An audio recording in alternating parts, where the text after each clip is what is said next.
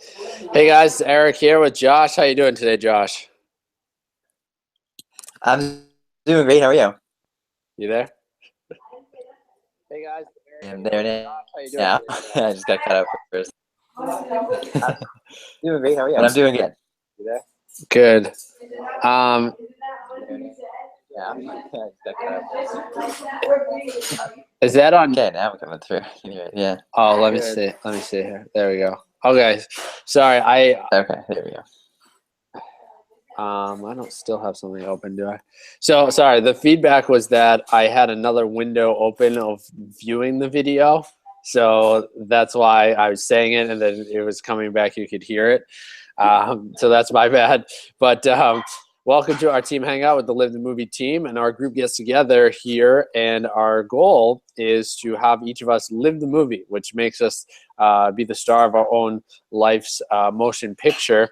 And like every good story-based movie, there's a protagonist, and the protagonist has a goal that they're trying to achieve throughout the story. And they think by achieving that goal, but only once they achieve that goal, they'll be happy, or they'll be worthy, or they'll be important, or whatever it is, rather than realizing they need to become that person who then can put their ego aside and just go achieve that goal, because they become more of who they are. They can influence more people. They can make more of a difference, things like that. And when you pay attention to a lot of movies, there's that point in the movie where a challenge comes up and the main character gets knocked down, and they have to let go of their ego, like I said, and do it because it's who they are versus the outcome they're going to achieve. And by doing that, they become that person, and then they ultimately achieve the goal, and they realize it wasn't about the goal in the first place. And that's what our group is here to do, to hold each other accountable, to help each other out through challenges, also celebrate the good times as well. We do that in a few different ways. First, every week we have a hangout like this with our leaders, and we have people watch, and we discuss personal development topics. And there's one specific thing we do, which I'll get to in a second. Every 3 or 4 months, we have a mastermind. We get together and at a cool place, and we discuss a lot of these principles in a packed 3-day, 2-night type event. We have some fun. We also relearn principles that we've been learning for years, but we do it because repetition is the mother of skill. And that brings me back to one of the things that we actually do. So on a monthly basis, we read a different book. And the value in reading a book is that we, again, continue to learn the same principles, but from a different author's perspective, with a different message, with a different framework to the book, but still reiterating the same points, but just from a little different angle. Because you never know when you hear something again, or hear something from someone new, that it really hits you what the concept is that you were trying to get. And sometimes it's easier and harder to actually connect with certain people, certain messages, ways things work. So that's why we try different types of books and different authors. So we're coming to the end of this month, and we actually read the book The Power of Now by Eckhart Tolle, who's one of the most highly sought after spirituality teachers. And Josh and I were just discussing before we started that some of his concepts are hard to grasp, especially if it's his first book of yours that you might have read. But it's a different perspective. And, his main concept is actually pretty easy to understand, but some of the deeper explanations behind it can be very tough. So his book is The Power of Now. It's all about how to be more present in your life and to always really focus on living in the present moment and using time just as a way to schedule how you're going to live your life, versus psychological time, which is where you get lost in the past or the future and just kind of daydreaming with no real reason to do that, to apply anything you're actually going to do in your life right now. And that's the kind of stuff you're trying to avoid. But one of the things that I'll actually bring up, because we were discussing this before the call, is that the whole concept of the fact that we all have an ego in some way, right? We all have this thing inside of us that's, it's the part of us that wants to, fight back when someone cuts us off at traffic or says something bad to us or disagrees with our view on something. It's so my point is, for someone to actually read this book for the first time and it be one of the first spirituality books that someone's ever read, and for them to actually understand and agree with it, actually goes against what he's teaching. which sounds contradictory, but it's actually true, because what he's saying is we all have an ego that's very strong, and if we could actually grasp the concepts he's teaching, that actually means that we wouldn't have an ego. And we all do have an ego. We all do have an attachment to the way we've been taught and how to look at things, and our biases towards certain things, and the way society teaches us. So if we could grasp all of it by reading it the first time, that actually wouldn't make any sense, because then all the other things we do in life that don't make any sense, like yelling at traffic and being mad about different things that don't make any sense, or worried about what people think about us, or wanting to put other people down when we feel put down, we wouldn't do any of those things if we didn't have an ego, which means we could probably grasp his information a little bit better. But one of the things that me and Josh have talked about and tried to do is, rather than trying to dissect every little thing that is said in the book, is try to see how does it practically I can't even say the word how does it apply to things that we actually do. So Josh and I were just discussing an example of, let's say you're a salesperson and your job is to make calls to schedule appointments, go and do the appointments, go to team meetings, and then go around again, right? Well, where do most salespeople get caught up? They get caught up in thinking. They get caught up thinking about phoning. They get thinking about doing their appointments before they do them. They get caught thinking about, maybe they're giving a talking to me, and they get caught thinking about, are people going to like my talk, and all that stuff. That's the type of stuff that is about not being present. So Eckhart's saying you want to avoid that type of stuff. He's not saying avoiding practicing your phone approach so you get better at it. He's not talking about don't plan your phone time and think about, hey, when did I used to do phone time in the past? Did that work for me? That's a good use of thinking about the past and the future. Planning your talk at a team meeting and saying, well, if I do it this way, how do I think it's going to turn out? Not from the audience standpoint, because I can't control that, but how do I think that this will be best for me to present myself? So it's talking about you can plan, to plan, and you can be present. That's the three things that he really talks about. So I know Josh and I have both been talking about some of the concepts that are a little bit tougher to grasp, but Josh, if you want to share just a few things, if you could think of, whether it's something from the book or just something that you've learned somewhere else, just about the whole concept of really being present in whatever it is you're doing. Yeah, a lot of it is just the whole idea, just the key that you don't overthink things. And that way, if you try to overthink something, it generally doesn't turn out the way that you expect it to anyways. So, you might as well just allow whatever's going on to happen. And then, you really don't need to worry about how it's going to happen. Just let it happen and enjoy the moment as best as you can. And that way, you won't get that. It seems like one of the ways is by thinking about things. So that it's like if you have an instance where you're stuck a couple hours, or maybe not a couple hours. I hope not a couple hours. But if you're stuck in traffic for hours, you like, or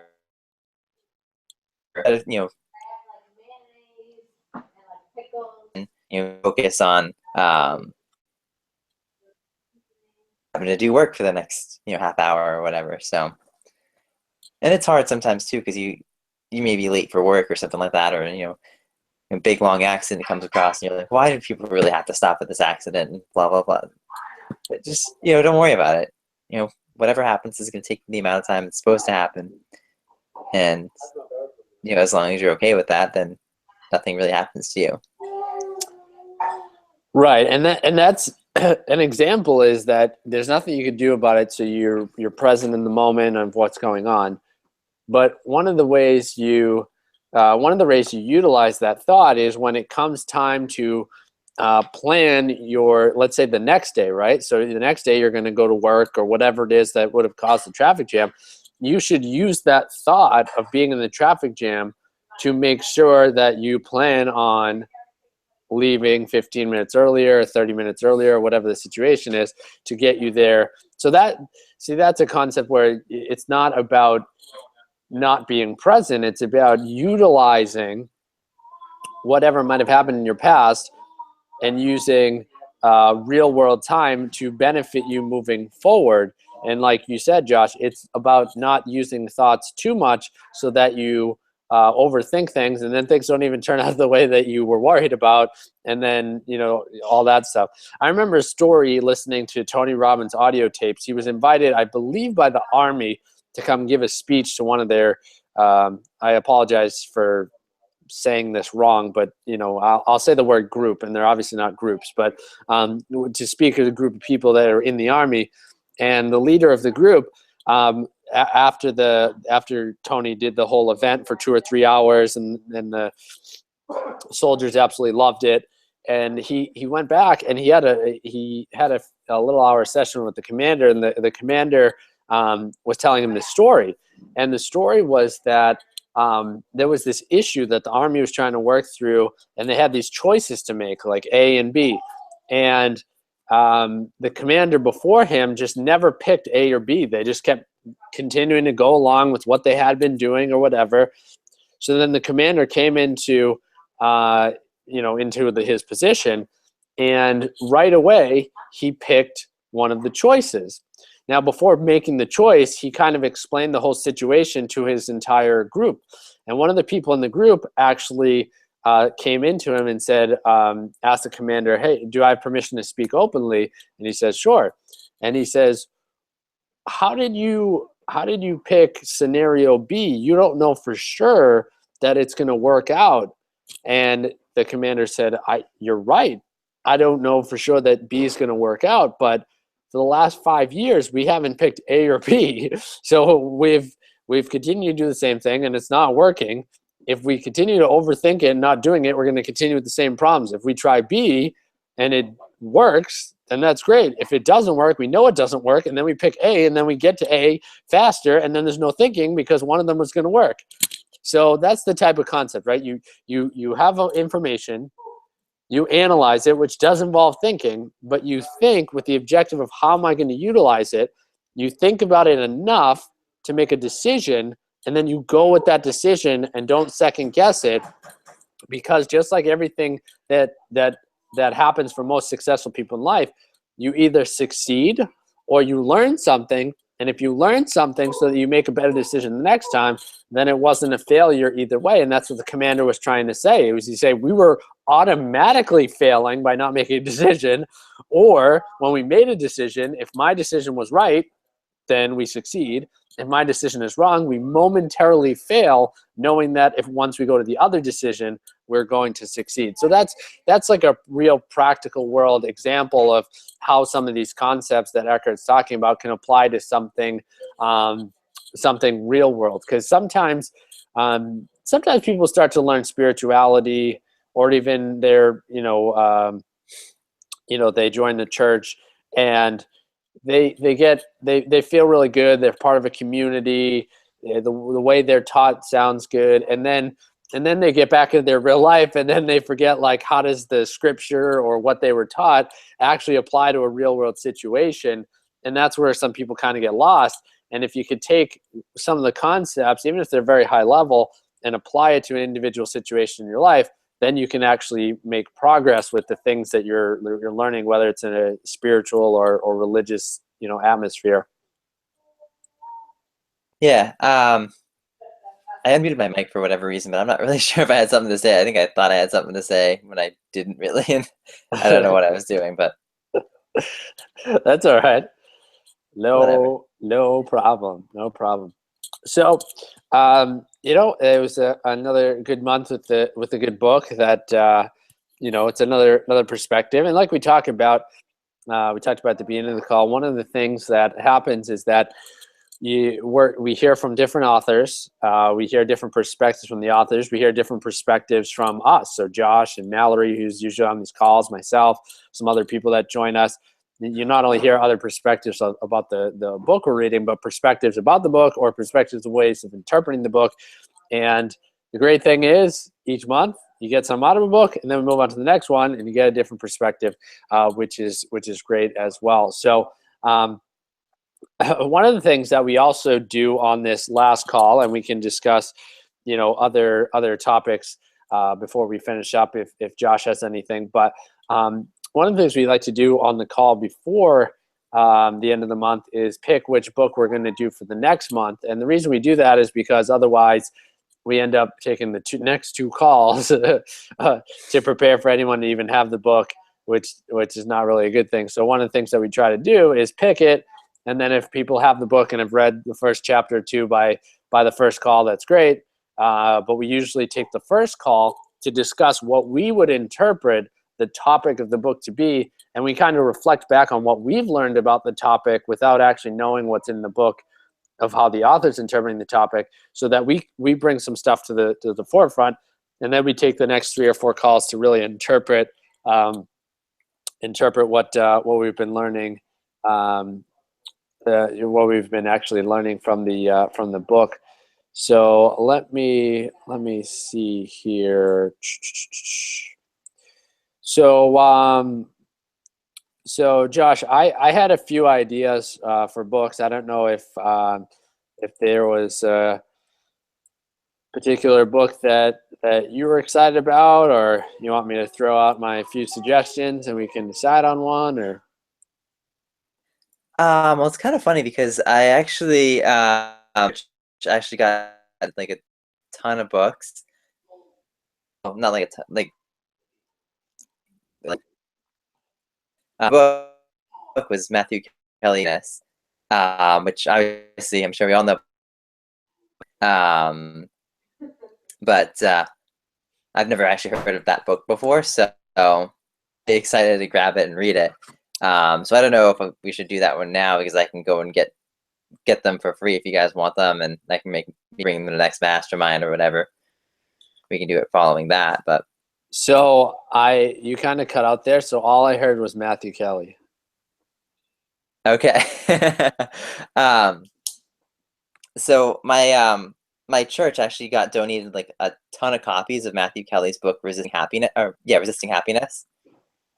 So I actually could see if I can ask some of the priests over there, see if I can grab a couple of extra books, and maybe not do that one right away, but maybe after the next mastermind, and then I can bring over the mastermind and there and all that sort of stuff, so you guys don't have to pay for it. That's sweet. So here's the deal, right? Yeah. So guess what? My first recommendation was going to be. Was it going to be Resisting Happiness? Yeah, let me see if I can share my screen for a second. Hold on one sec. Let me show you this. Oh, whoops, wrong button. Hold on. Let's see. I just want to pull something up real quick. Where is it?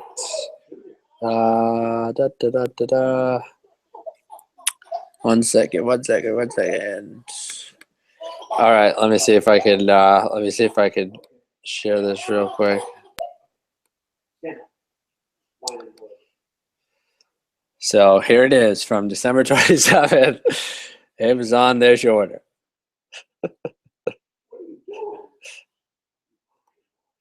So I got the Kindle version. So if the priest doesn't mind giving us a few copies, we could do that.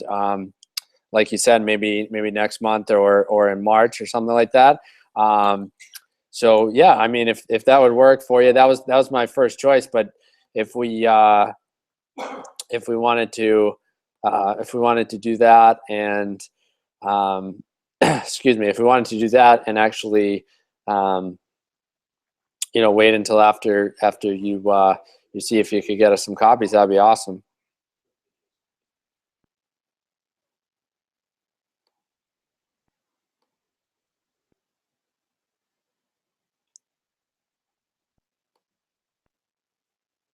Still there?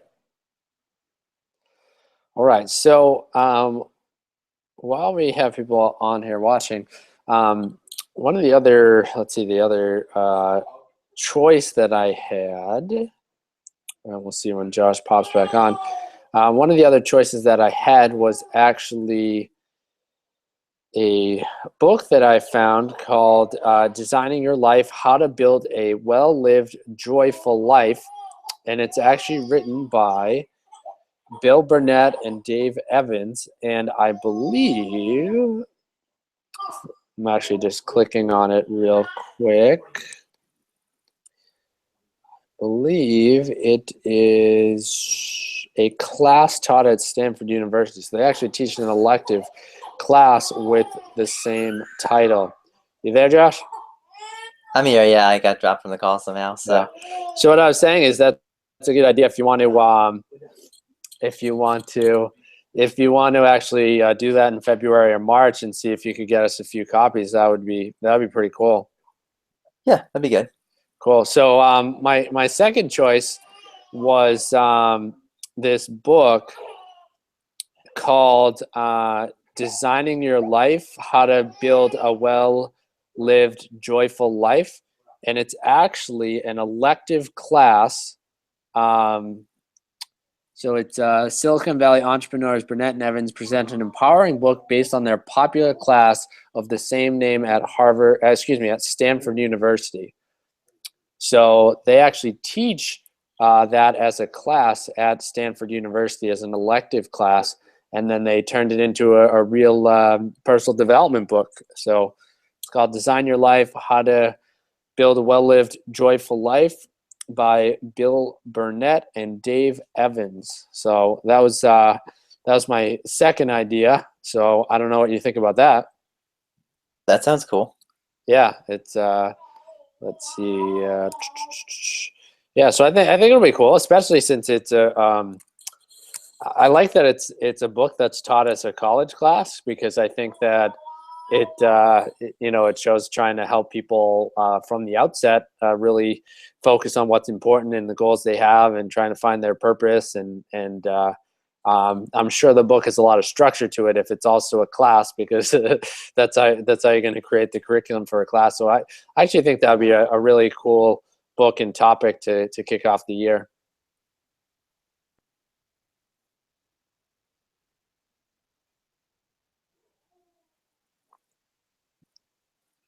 Do you agree?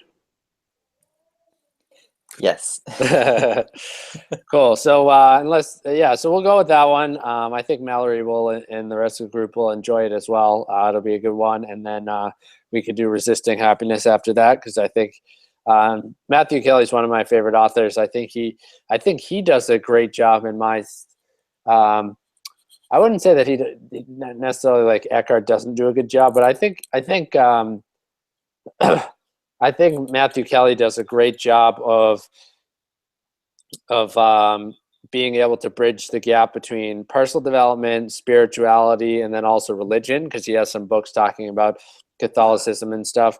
And I think that he kind of talks about religion and spirituality in a way that brings it towards personal development. Just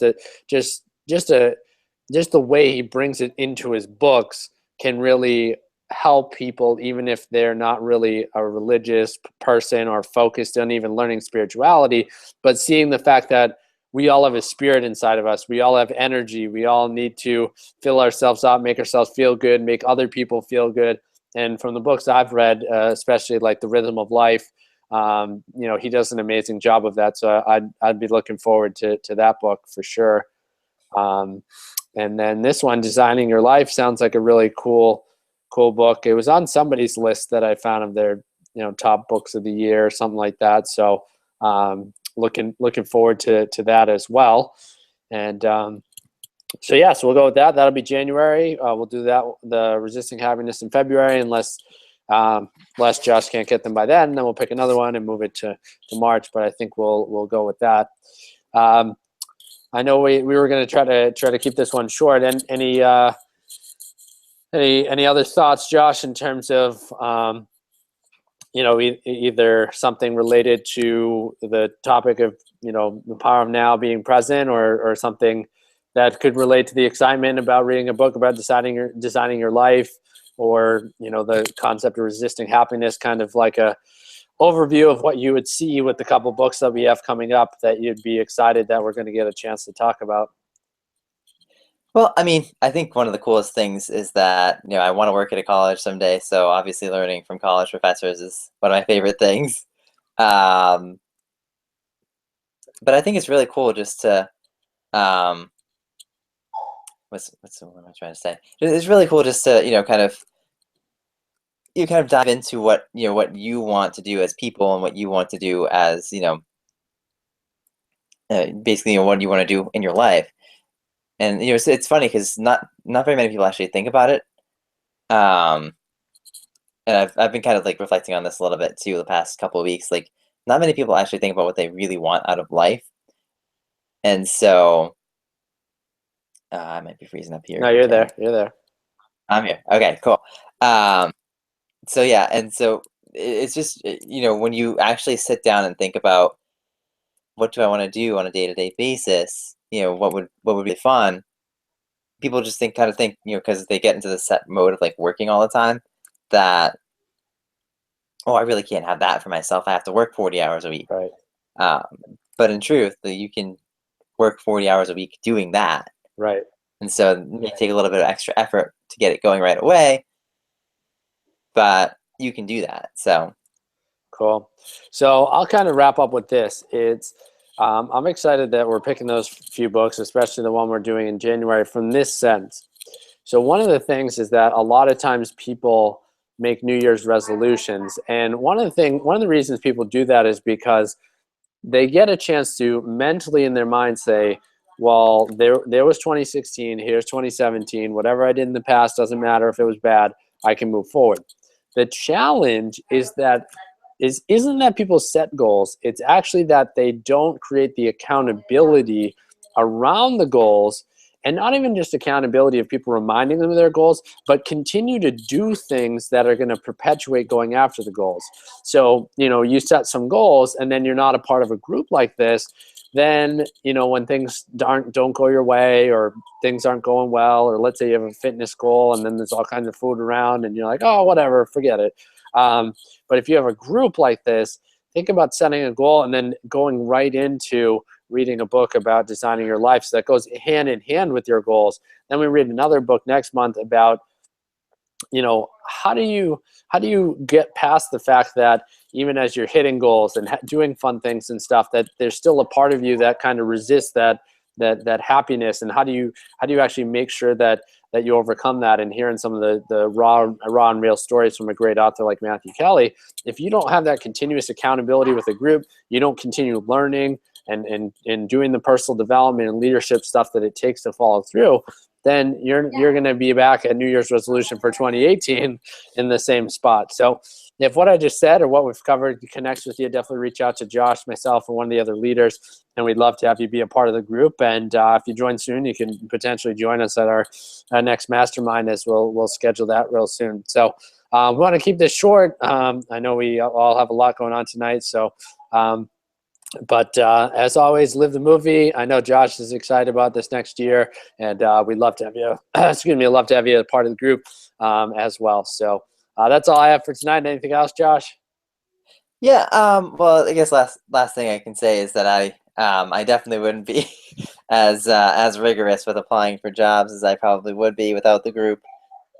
As the other leaders know, my main goal with the group is just to get a new job at a college, and I've set myself a benchmark of applying to at least 12 jobs every month and getting an interview every month to help progress myself to that goal. So, and I know that if I didn't, in some cases, if I didn't have this, set up for myself, I would be like, oh my gosh, I got to explain to the group why I didn't get to 12 applications for the month. And it's a really dumb thing because there's really no reason for me not to get to 12 applications for the month.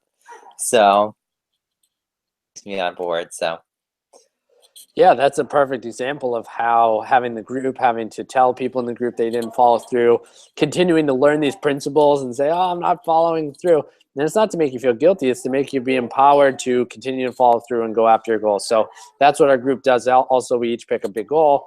We hold each other accountable to it. If we're off track, we keep you going and do all that stuff. So awesome. So have a great night, Josh. Love the movie, and enjoy your trivia night. And we'll see you next week.